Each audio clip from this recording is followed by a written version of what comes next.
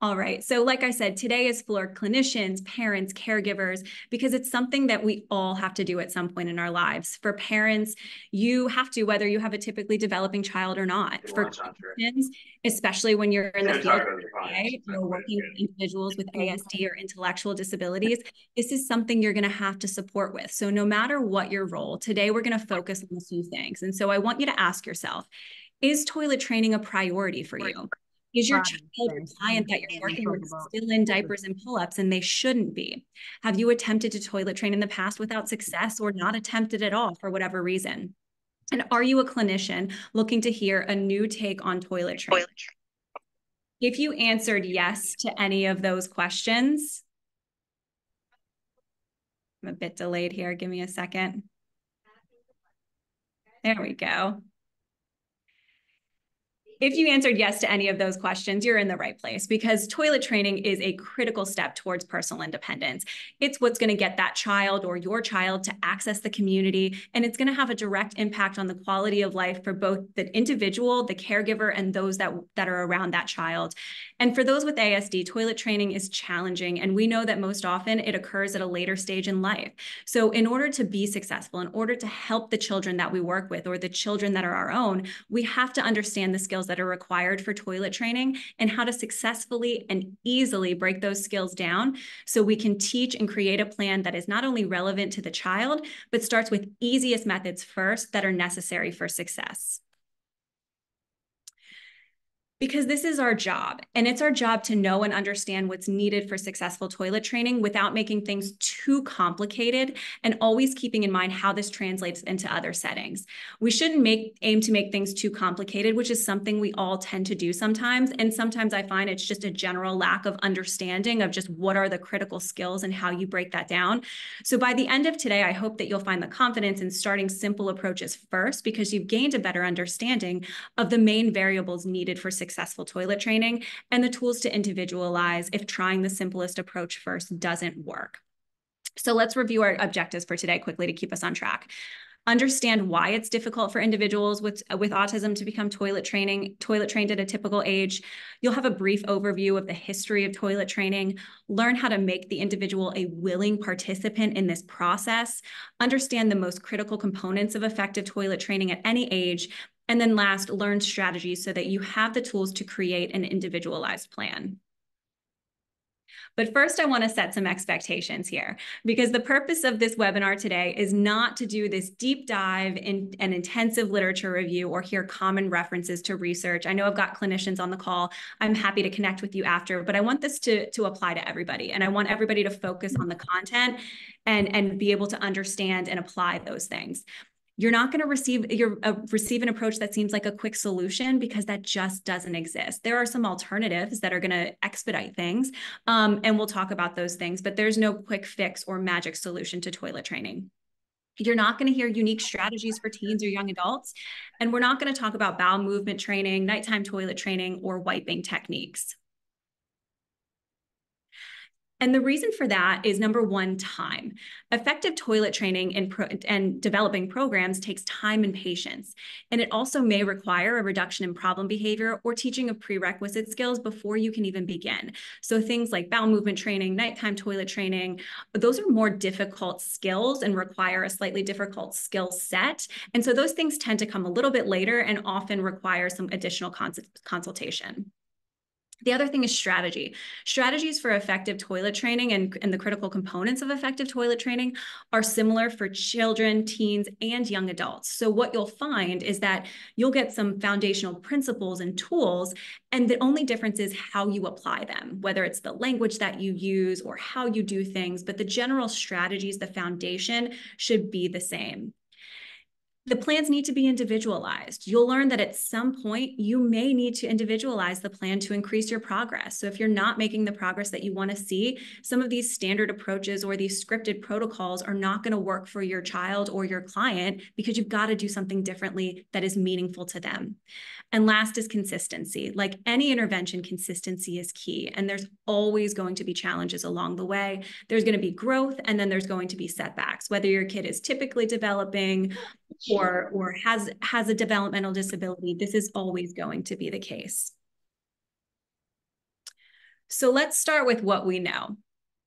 We know that toilet training is important. We know that this is a critical skill along with communication and little to no problem behavior that ultimately impact the quality of life and independence for the individual, their caregivers, and their family, because these things alone can impact the person's ability to access different settings. We know it's a multi-step process. Toilet training involves multiple component skills that we need to look at individually and then learn how to tie them all together. We know that toilet training is hard.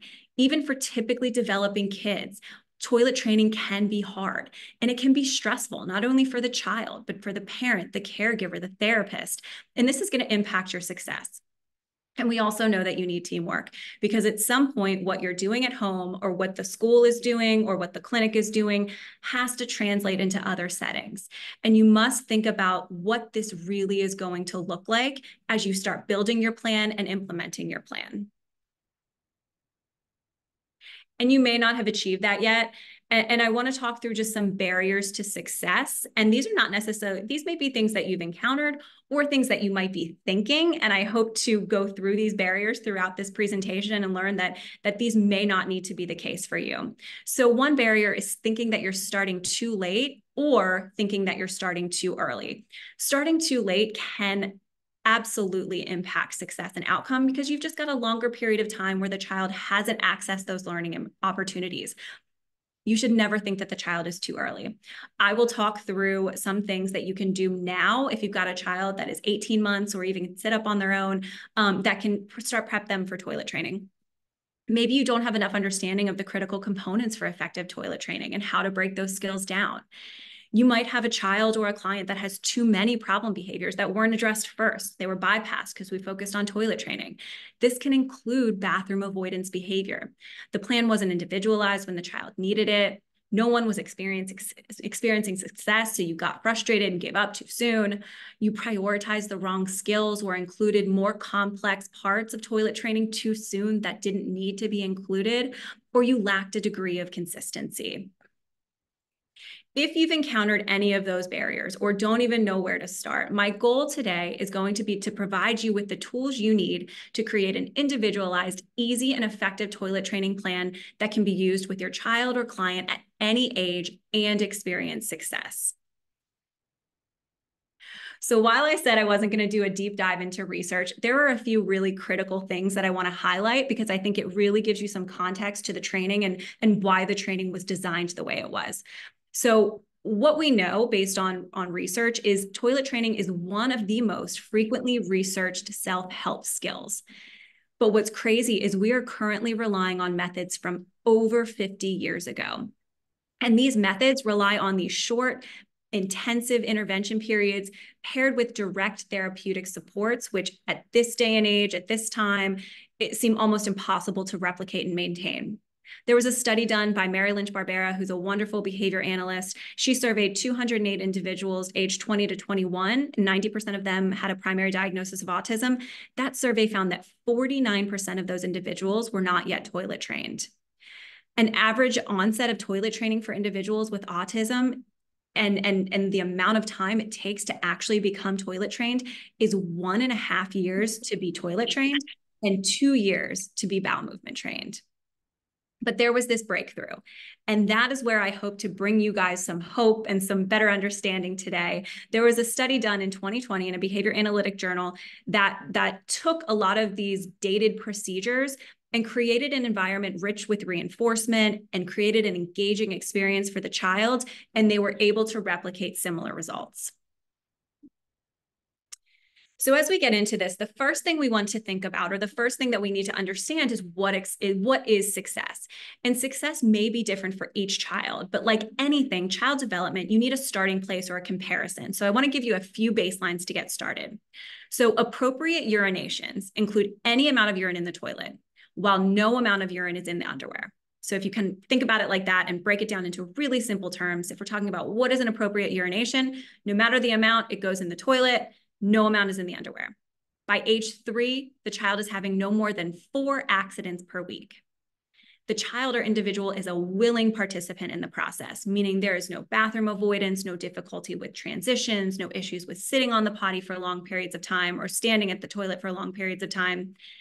And being able to see what is working and not working, so you know when you need to individualize your plan further. But we're going to proceed with caution here because success is different for everybody, and that is okay. Your overall goal has to be broken down into these smaller, achievable steps, and know that your initial plan is going to look different than your end result. It just is going to, no matter what. But don't limit the individual's potential or your ability to commit to a plan by holding on to these standard definitions of success. So I'm giving you some baselines, I'm giving you some parameters, but you have to know whether your child is typically developing or has a disability, that these are just parameters, but every child is different. And so things are going to look slightly different to your child. So what do I do? So what I'm going to do is I'm going to give you a general overview now, and then we're going to go into each of these areas further as we get into following slides. So here's kind of a general overview. First, you need to understand the skills that are part of toilet training. You need to consider the individual's age because it's going to impact the protocol. You need to have a solid understanding of what the individual can and can't do as it relates to toilet training. You need to develop and implement your plan, and you need to give it time and be flexible and adaptable. So I want to highlight skills that are part of toilet training because sometimes we tend to either overlook them or know that they're part of a toilet training protocol, but they're not necessarily considered.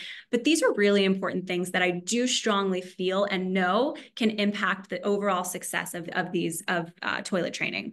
I like to highlight these skills because, like I said, we don't tend to think of them when we are creating a toilet training protocol. Behavior. Behavior is a part of toilet training. Whether it's present prior to implementing your plan or new behaviors pop up along the way, it is very common to have problem behavior associated with the bathroom. And so we need to be mindful of that. The second thing is language. Language is absolutely a part of toilet training. We communicate the steps, the expectations, how they understand instructions and contingencies. Those things are all part of toilet training. Think about how you might tell your child or your client now, it's time to go potty. Uh-oh, we need to go. You've had an accident. 3 more seconds and we're going to transition. All of these things are language, and it does impact the person's ability to understand the expectations and what they should be doing. Physical abilities also play a large role in toilet training. If there are physical or medical reasons for difficulties or barriers, understanding those are going to impact toilet training. For example, if your child or the client has some deficits in understanding or recognizing their own body cues, those are going to impact toilet training. And then there's gross motor and motor planning. So can the individual dress and undress themselves? Can they follow multi-step routines? And what you'll learn is these are not deal breakers. These are just things you need to consider so that you're not overcomplicating your toilet training plan, but you're also not avoiding getting started because these things don't already exist. So let's talk about behavior. This is something I highly recommend you look at first. We know that it's common for individuals with autism to have different levels of problem behavior. And we also know that kids under 6 have their own levels of problem behavior, and that's really common. Cooperation and a good relationship is really important. This relationship part is more so for our clinicians, but later in the presentation, we're going to talk about ways to build cooperation. But you need to have this willingness to cooperate and follow simple instructions, because what this does, when you target behavior, what you're doing is you are creating a relaxing and engaging experience for the child where the child is not constantly in fight or flight mode. I think this is most apparent if you have a child or a client that you work with that has difficulty with transitions to the bathroom or sitting on the toilet. And so if you have a child that is not a willing participant in those things, I highly recommend those things are targeted first before you even get into the actual action of sitting on the toilet to urinate. Some other things to consider: does the individual demonstrate sensitivities to being in the bathroom? Is it a bathroom fan, the toilet flushing, the urine itself going into the toilet? Again, don't think of these things as deal breakers. Just think of these things as considerations that you have to take into when you're creating the toilet training protocol. And then does the individual have any other behaviors that might be triggered during toilet training?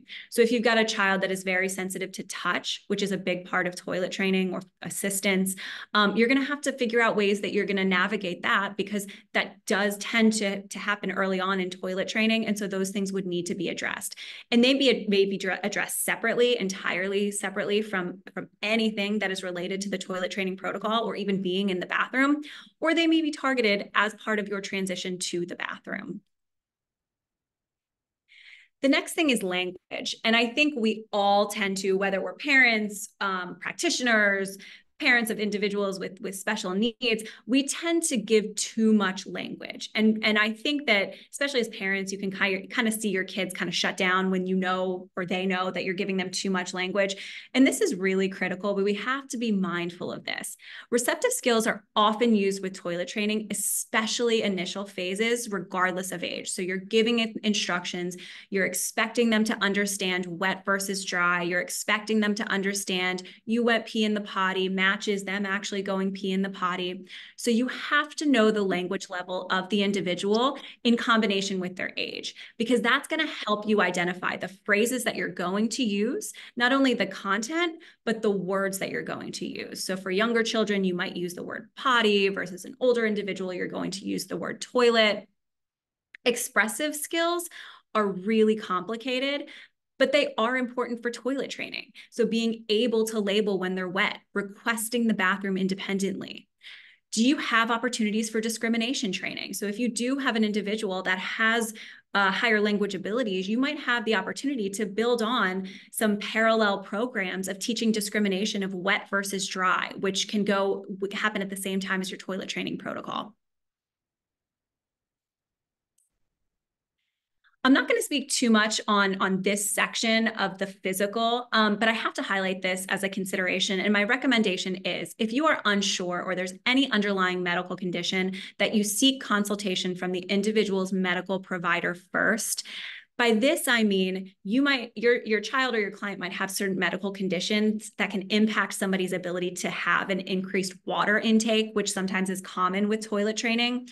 Down the road, when you move into bowel movement training, you might need to use certain aids or stool softeners and things like that. So you're always going to want to discuss this with the child's pediatrician first before you do anything.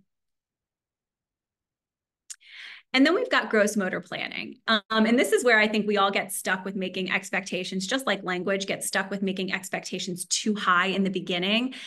And that includes things like having the child take their pants on and off, up, down, wiping as part of the toilet training protocol from the very start.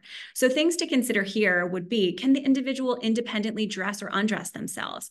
Can they follow 1, 2, 3-step directions? Does the individual benefit from visual cues to assist them with following steps of the toileting routine?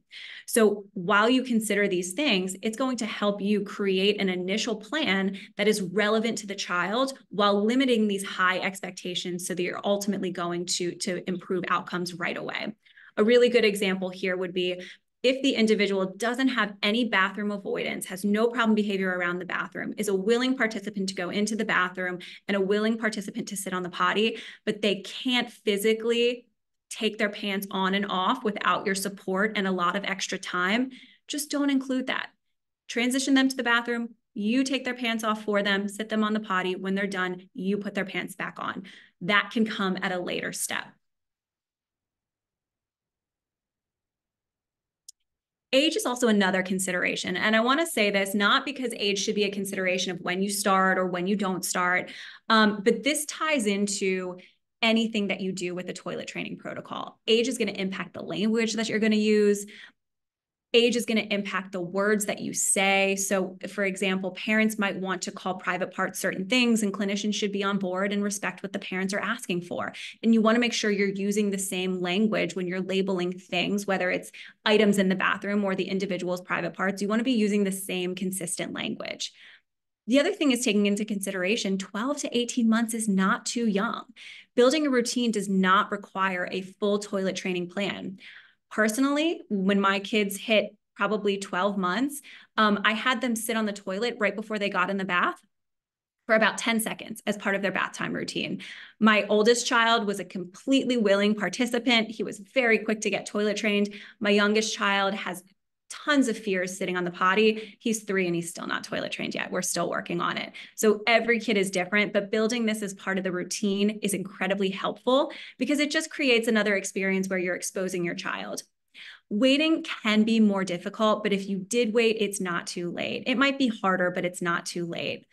And I want to say something too, just to the parents that are on this webinar. I know that toilet training requires devotion and patience. And I see quite often that parents have, get so overwhelmed and can't maintain consistency with certain plans. And so, you're your best advocate, you're your child's best advocate. And so I hope from today, when you learn some of these things, you can be a great collaborator in your child's treatment plan if they are receiving services, because I know that sometimes it can be overwhelming and you might think, right away, my child is 3, 7, 16, it's too late. That's not the case. You just need to be mindful of these things. And if you can, all these prerequisites that I'm talking about, you're probably thinking like, how am I going to keep up with these things? How do I know what's important versus not? We're going to share a checklist that we generated here at Behavioral Framework that does highlight a lot of the things that we've talked about, but checklists are really important. So things that you would look at are things like, does the individual follow simple directions? Is the individual aware of being wet or dry? Does the individual tolerate sitting on the toilet? Are they able to sit for long periods of time or remain dry for long periods of time? Can they pull their pants up or down on their own? And does the client have any behavioral barriers, such as sensitivities to the bathroom or transitioning? So you'll see in the checklist that we provide you afterwards, again, none of these are deal breakers. They are just either going to reprioritize the way you outline your toilet training protocol or give you alternatives for things that you can do so that you're not creating this high response effort for you or the child. So if you find that you are ready to start toilet training your child, your client, and you find that you need to target these prerequisite skills, that's okay.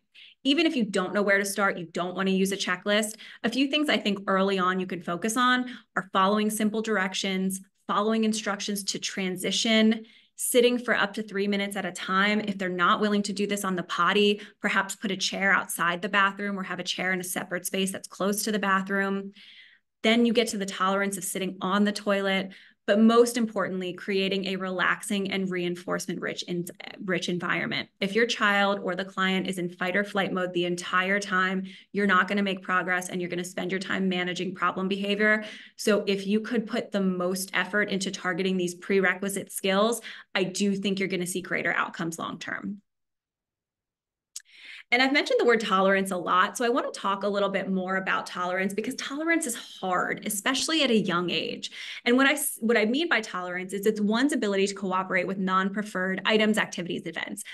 This is like a common pre-K behavior. All these kids going into pre-K, tolerance is like the number one thing you're going to hear about from the teacher. It's the number one thing that your child's going to have to experience. But no matter what the age is, tolerance is really hard.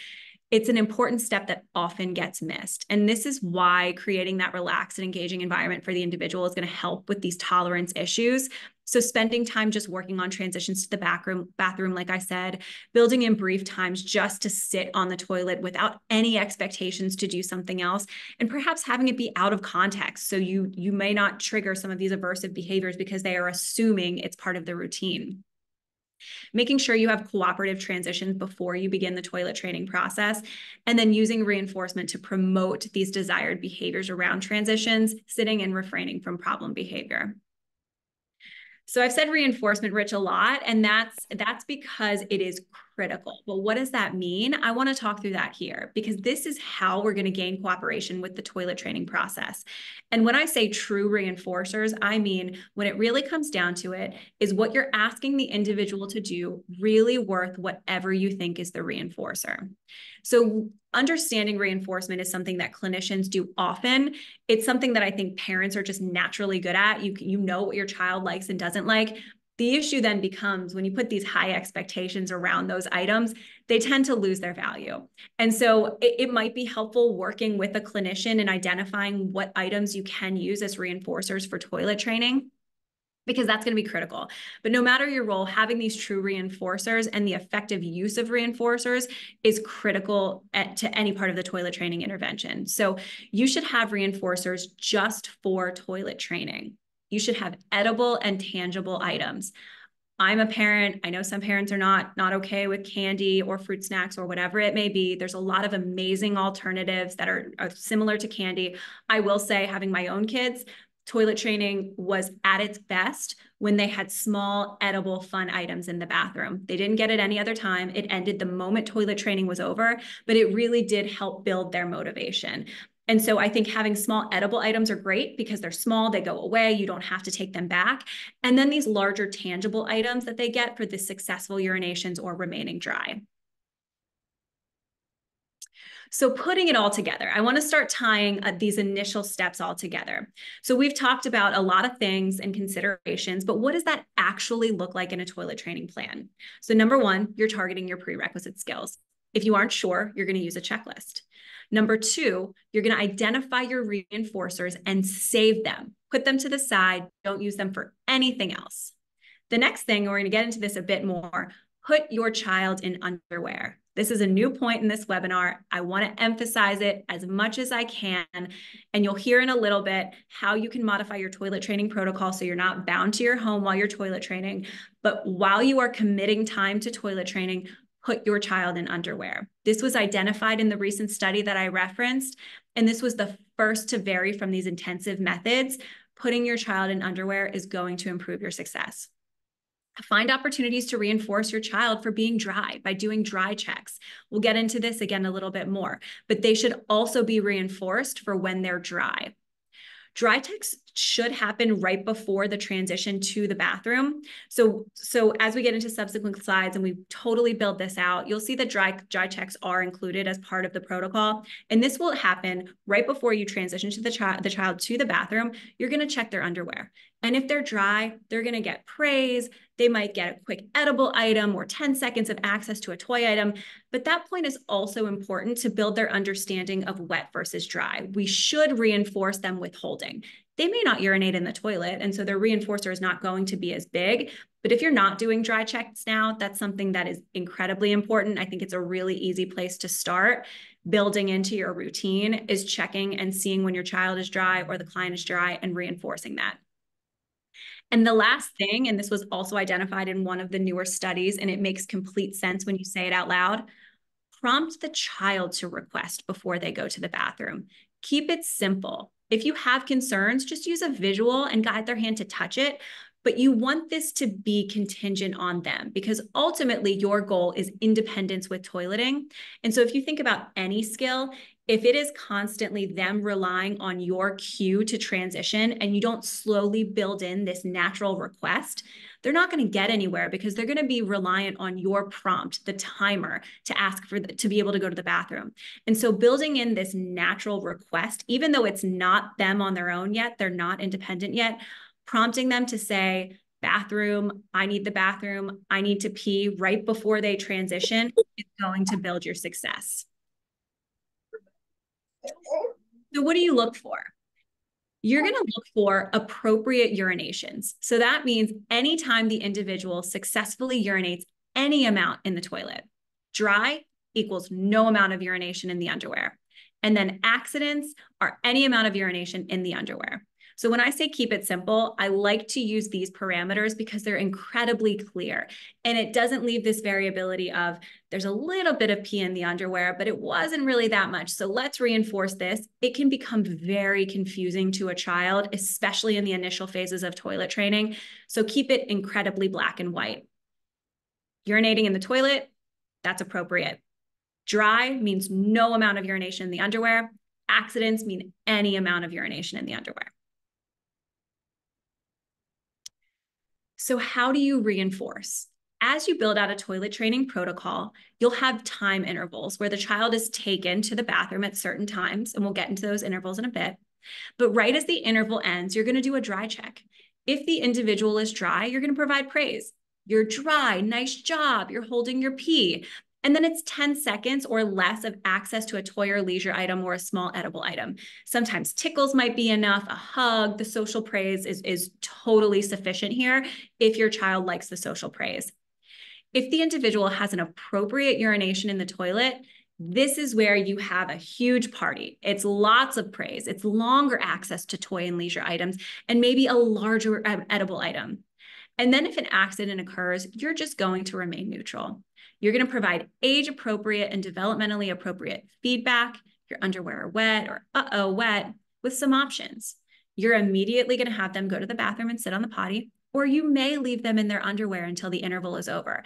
And this is where it's going to be individualized based on the needs of the child, because some children do need that feeling of discomfort when they are in underwear to actually feel it, and that learning history to begin to understand this doesn't feel good. There are pros and cons to either approach. And again, you have to know your child, work with your clinician if you have one, but these are just some options. But you have to know what you're looking for to be able to track it and reinforce it. So now I'm going to go through these steps again because we've built on here a little bit. So here's an overview of a general toilet training protocol, building in some of those time constraints now. So here you've identified and taught your prerequisite skills. You've outlined your schedule. My recommendation, start with 30 minutes. That's something that we found in recent literature. It's something that we find in most settings, whether it's pre-K or kindergarten. Bathroom schedules are usually 30 or 60 minutes. So start with a 30-minute schedule and 3 minutes of sitting on the toilet per transition. Identify your food or tangible reinforcers. Only use them for toilet training. You put the child in underwear. Right before your 30 minutes, you're going to conduct a dry check. You're going to provide praise if the child is dry and brief access to toy or leisure or small edible items. And then you're prompting them to request the bathroom. I need bathroom, or I need potty. Then you transition to the bathroom immediately. Do not wait to finish what you were doing when the timer goes off. This is where you will find, if you have resistance to these transitions, the fluidity of this toilet training process as outlined is going to be really difficult. And when you've got behaviors around these transitions or things like that, you're just increasing the opportunity for the child to actually have an accident because you're managing so many other things as you're trying to get the child to transition. You're going to help the individual pull their pants up or down if they can't do it themselves. They're going to sit for 3 minutes. Everyone should sit. Now, if you do have an older male, this is something that you're going to want to consider and make sure that it's appropriate or that they can actually do it. But for younger kids, have everybody sit. You're going to provide praise and longer access to a toy or leisure item if they do urinate in the potty. And then you're going to start the 30-minute timer over, and you're going to repeat, repeat, repeat. But what happens if there's accidents? Accidents are going to happen, so I want everybody to lessen their expectations now because it is going to happen. You have to be mentally prepared for accidents. It's okay. So you might be thinking, well, you're telling me to put my kid in underwear. Now you're telling me to expect accidents. What does that mean for my house? And again, as we build all of this together, you're going to see what your options are. I've worked with families where sometimes when I do run toilet training blocks of time, they're in a certain area, or I put certain pads down on couches. You buy the extra thick toilet training underwear. Maybe you double them up, or maybe you put a diaper or a pull-up on over the underwear. No matter what, you just want the feeling of the cloth to their skin because that's what they're going to feel when they actually have an accident. Underwear can function as a form of positive punishment without you having to do anything at all, especially if the child doesn't like being soiled or wet. It's a natural consequence. No matter what, though, when accidents happen, you want to remain neutral. Be mindful of your tone and your facial expressions. Don't be overly playful or punitive. I know it's frustrating, but these are accidents, and especially as kids get older, it might be embarrassing for them.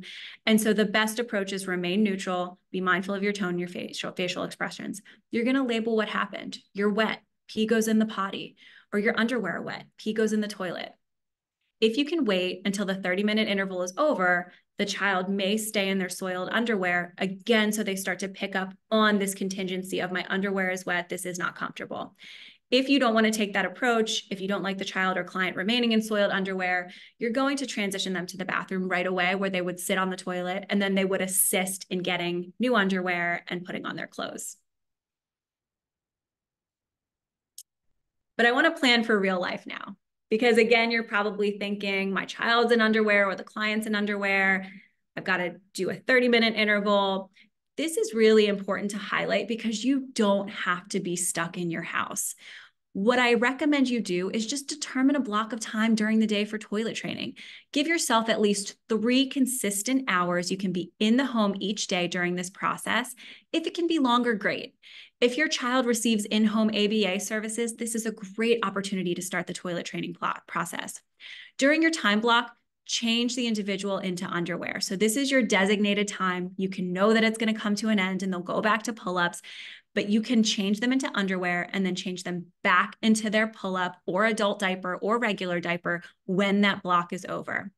If they're not nighttime toilet trained, they should be in a diaper or pull-up or adult diaper at nighttime. So the underwear is reserved for your blocks of toilet training time. So when you know you are devoting the time to this 30-minute schedule, the child should be in underwear. The moment you know you can't maintain it, you should put the child back into their diaper, pull-up, or adult diaper. If you leave the house, put them back in their diaper, pull-up, adult diaper. The goal is to have a minimum of 3 hours per day to devote to uninterrupted toilet training, and consistency is key. So this should hopefully help you kind of conceptualize this whole idea and give you a little bit of hope in terms of how rigid or not rigid you have to be with an individual's toilet training protocol. But you may not see the progress you want to see. And I know that, and I know that's going to be the case for a lot of kids. And so this is where you might need to individualize a bit more. But our goal as a community should be to consider the procedures that align with what is most commonly used with same age peers, because this allows for easier integration. But that might not be the case for every individual, and they may need more, and that's okay. So first, what you should do if you're not seeing the progress you want to see, consider the things within the general protocol that you can tweak, such as the schedule, the reinforcers, amount of time you're devoting each training session, increasing fluid intake. Consider those things first. Are there slight adjustments or tweaks you can make within the current plan that could hopefully maximize your outcomes? If you're still not seeing progress you want to see after you do that, there is still always the intensive toilet training protocol that might be a next step. So let's take a glance at what that looks like.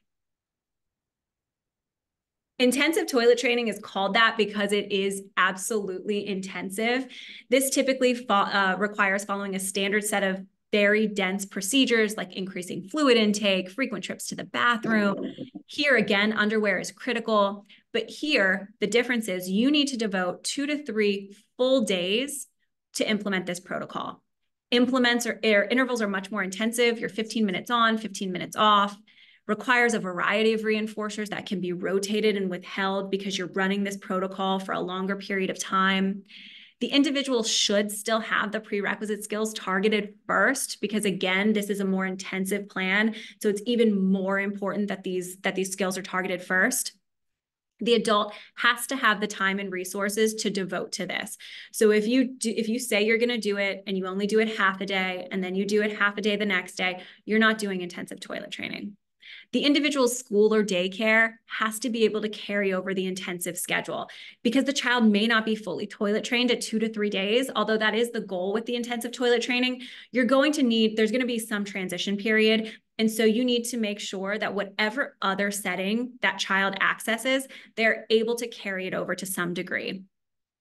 If this is being done during your child's ABA therapy session, it's very likely that this is going to take priority over other treatment plan goals, because you know that the child is going to the bathroom every 15 minutes and sitting for 15 minutes.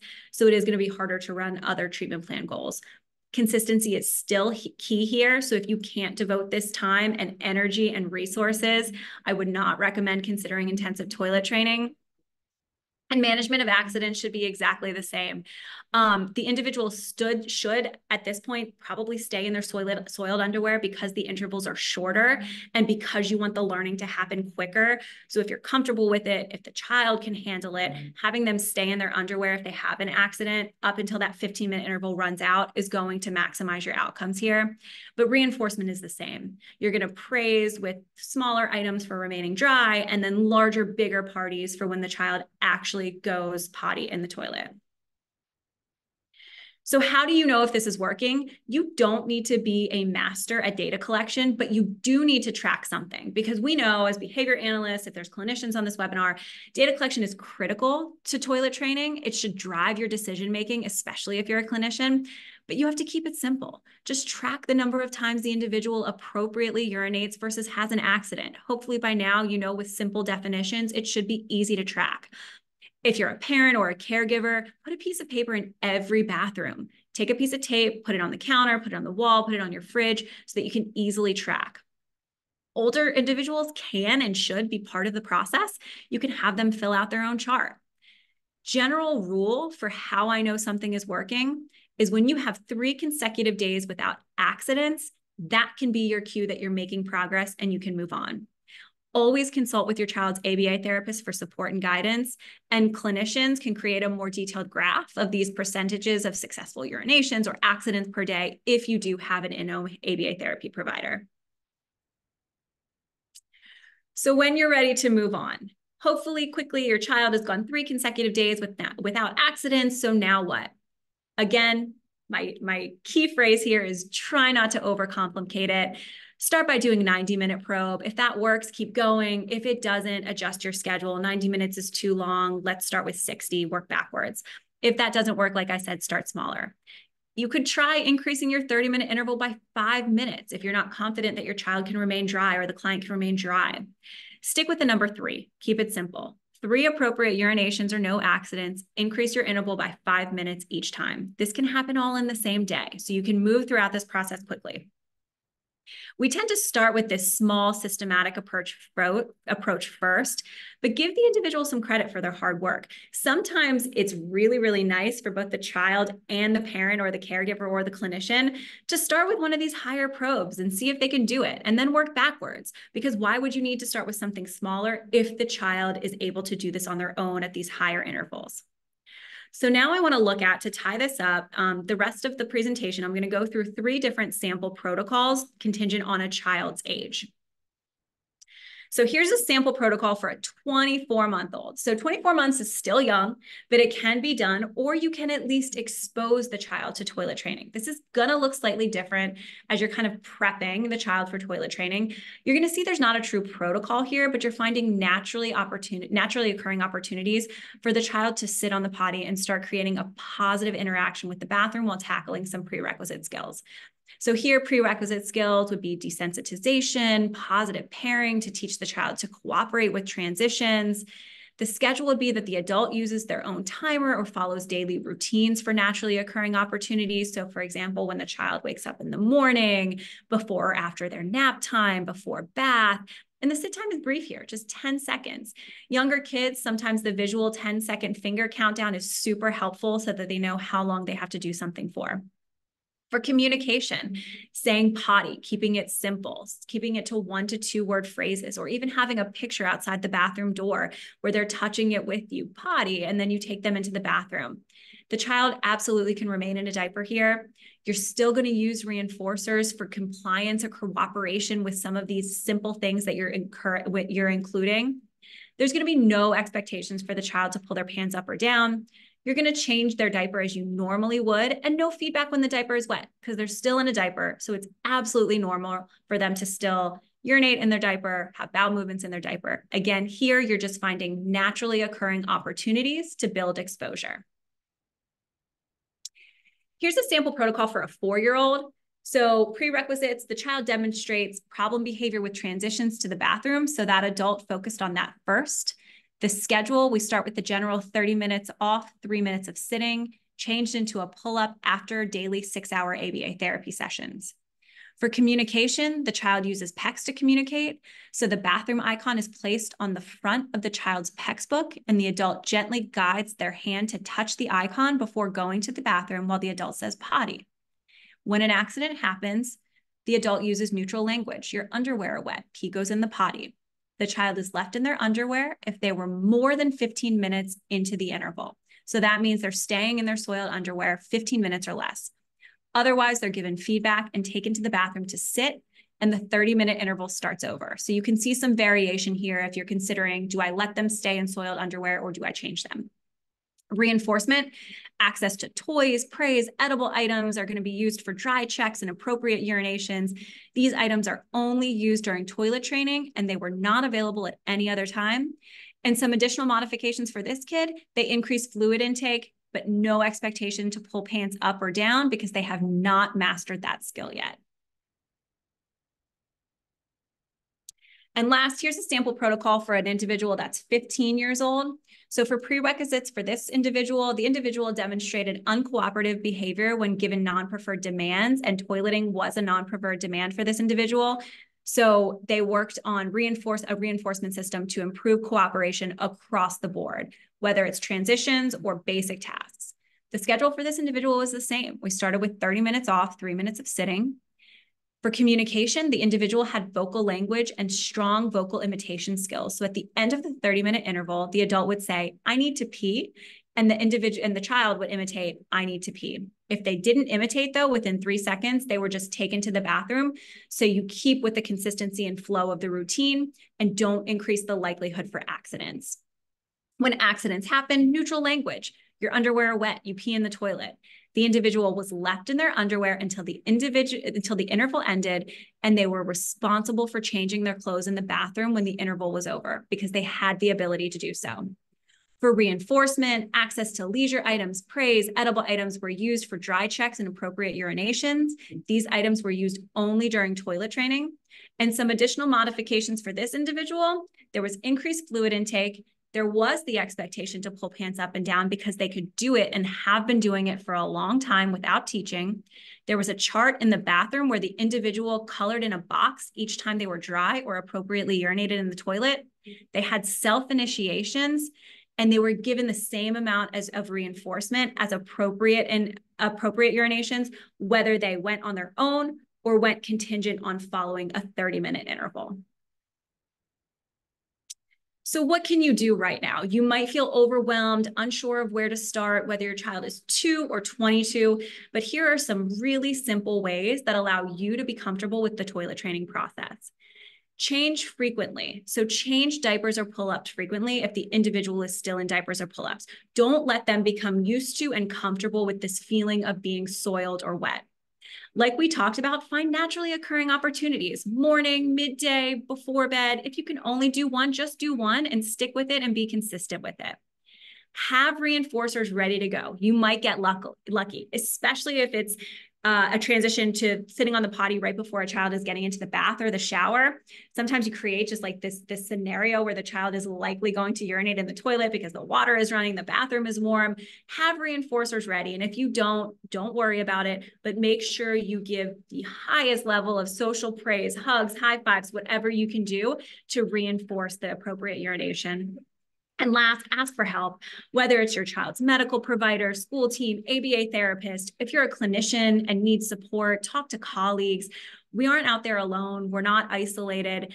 There is some new research that can help us. And so we should be working together as a community to create protocols that everyone is a willing participant in and can translate easily across environments.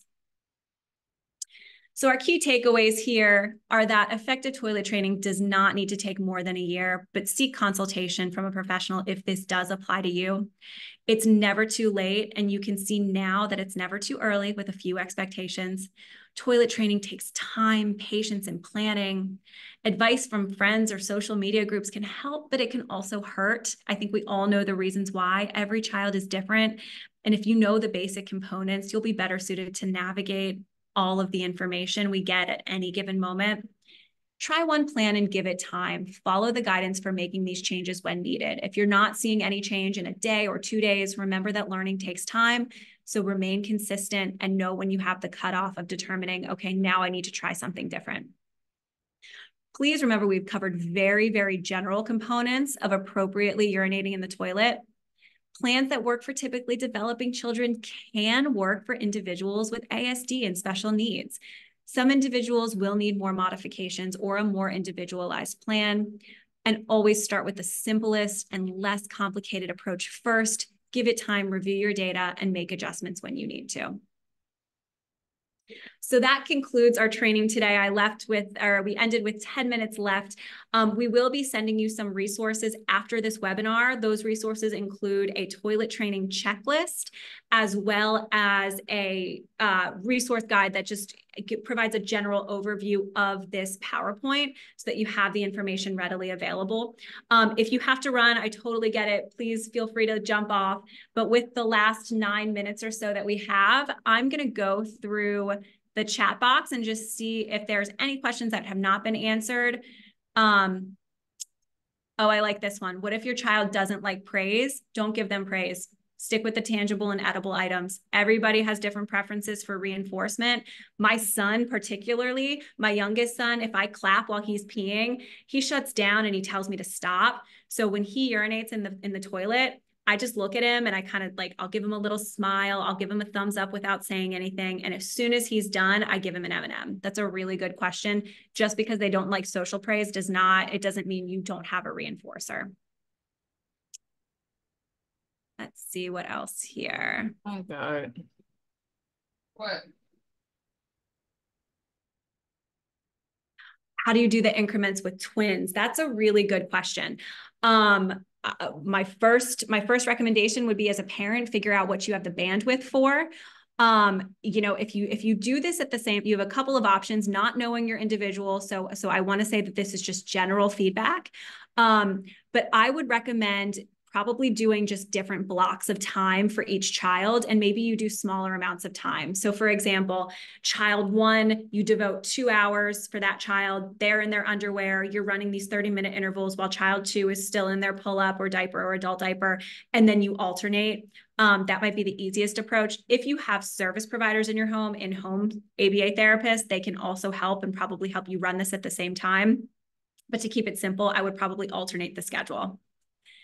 Another question that just came through: what should I do if the child doesn't like anything besides the diaper he usually wears? He currently declines the same diaper in a different size. Let's see. And different color pattern printed on the outside. So this would be a behavioral consideration I would make. And this would be something that I would absolutely target first. Now, what that looks like, I don't know, because I don't know your child, but I would consider this a behavioral prerequisite that you would want to tackle and get a little bit more cooperation and flexibility with the diaper or whatever your child is wearing.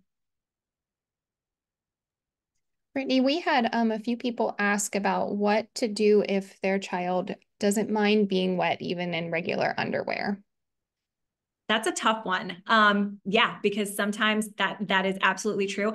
I would say, generally speaking, I would not let that impact your intervention. What I would say is, if the child likes being wet, the first thing I might look at is adjusting the time intervals and taking them to the toilet more often, so that you're decreasing the opportunities for them to be wet and stay wet, so that they're contacting this feeling of dryness more often than feeling wet. And then you're pairing the reinforcement, social praise, all of that kind of stuff with that. If they don't like feeling wet, I think that's my best general answer for that, is I would start with the time intervals and see if you can get them going to the toilet more frequently, so they don't have the opportunity to have an accident. So they might be like the 15-minute interval type kids. These are great questions. Let's see, I'm going to try to find one more and then we can wrap up this training. Rebecca, I don't know if you saw any good ones that might be good to address with the group. Sure. Someone said that their child doesn't want to interrupt their fun activities to go to the bathroom, even though they are successful in the bathroom. So any tips on getting them to want to go by themselves? Yeah, hopefully you guys are going to know my answer to this one by now. Again, that is a behavioral prerequisite that I would absolutely target. So it's not a can't do, it's a won't do. And this is fairly common. I don't know the child's age, but it is really common for kids to just get super caught up in what they're doing and not want to go to the bathroom and end up having accidents. But I do think the cooperation with when you're telling them it's time for the bathroom or whatever the instruction is, that they are a more willing participant to transition to the bathroom and give up that highly preferred item. Awesome. These have been great questions. I hope this was helpful for you guys. I hope that it gave you a new perspective on toilet training, and please look at the resources, use the resources. There's a QR code for our website. Like I said, we are in-home ABA therapy providers. And thank you all so much for everybody that participated. I hope that it was helpful for you, and I really enjoyed presenting on this topic. Thanks, guys. Thank you so much. Really do appreciate it. Great presentation. Thanks so much to everybody who came out tonight. We appreciate your time very much. I will be emailing to you an eval, the handouts for tonight, as well as the recorded video of the presentation. Make sure you sign up for the presentation coming up in July on managing challenging behavior. Also going to be great, I'm sure. Thank you so much again to Brittany and to Rebecca from Behavioral Framework. And thanks so much again to Behavioral Framework for all they do for Pathfinders. Thanks, everybody. Have a good night. Take care. And we'll see you all soon. Thank you. Thank you. Thank you. Good night. Good night.